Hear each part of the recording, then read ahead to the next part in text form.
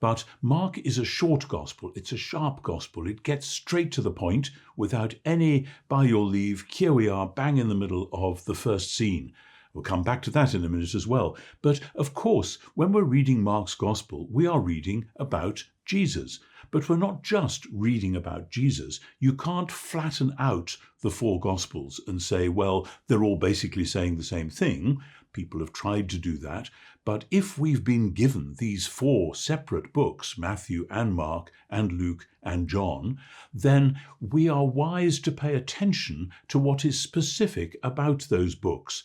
And so, though the whole time we are looking, as it were, through Mark at Jesus, we are also looking at Mark to say, why did Mark select and arrange things in the way that he has done? Now, there is some reason to suppose, because somebody said this in the 2nd century, that actually Mark just wrote down everything that he knew about Jesus. But when we look at the gospel, I suspect that's a considerable oversimplification, because it is a well-arranged book, even though it's not as ornately arranged as certainly Matthew and Luke and arguably John as well. So we're looking at Mark, not just as a clear window looking onto Jesus. And this is a fascinating question in itself. Granted what we think we know about Jesus, granted what we think we know about the early church and what they were about and the pressures they were under, why, when people began to write the story of Jesus as a connected whole, why did they do it like this?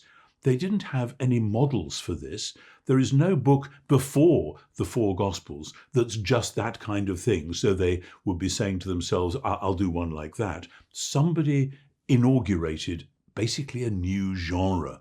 I remember when I was a student, one of my professors saying, supposing you were in charge of the library in Alexandria in Egypt, sometime in the 80s or 90s of the 1st century, and somebody brings to you this extraordinary scroll, which begins the beginning of the gospel of Jesus, the Messiah, the Son of God. And you say, well, where in this library does it belong? What shelf should we put it on? What other books is it like? And that's a very good question. Sooner or later, I suspect they would have to decide, especially when they got four, which were all somewhat similar, maybe we need a new shelf, a new category. This is a new kind of thing. And if Mark is indeed the first of our Gospels, I suspect he may well have been aware of that newness. So that's the question. Why did they write it like this?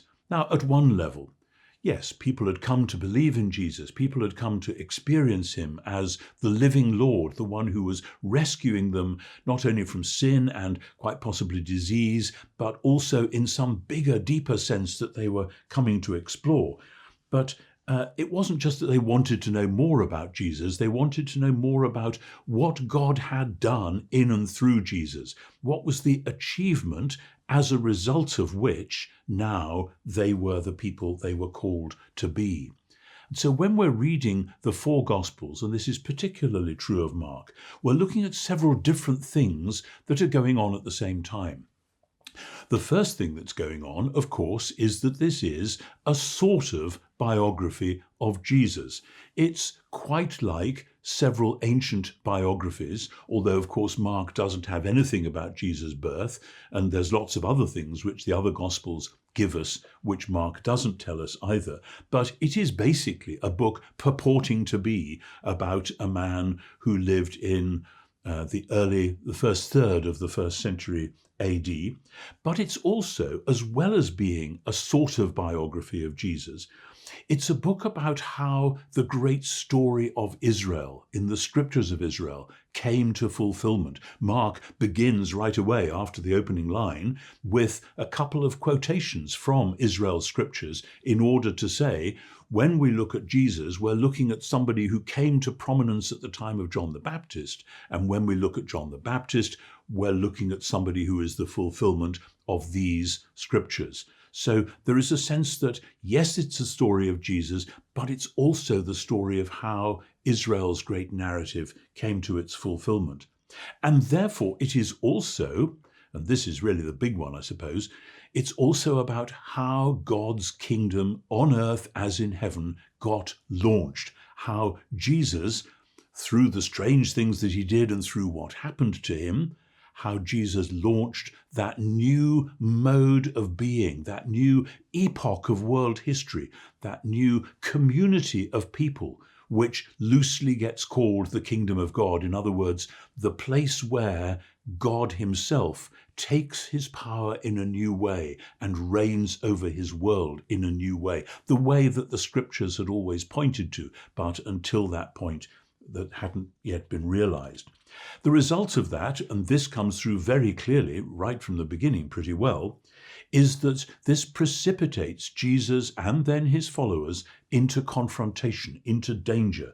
Into danger sometimes which is pretty obvious when powerful figures seem to be bearing down on them, and other times less obvious when subhuman or non-human forces, whether we call them demons or whatever, seem to be threatening or shrieking at him or whatever, messing things up.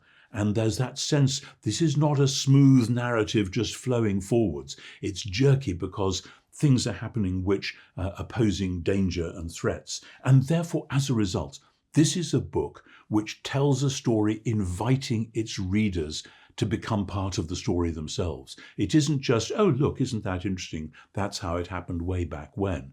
This is a story which now opens up to include you.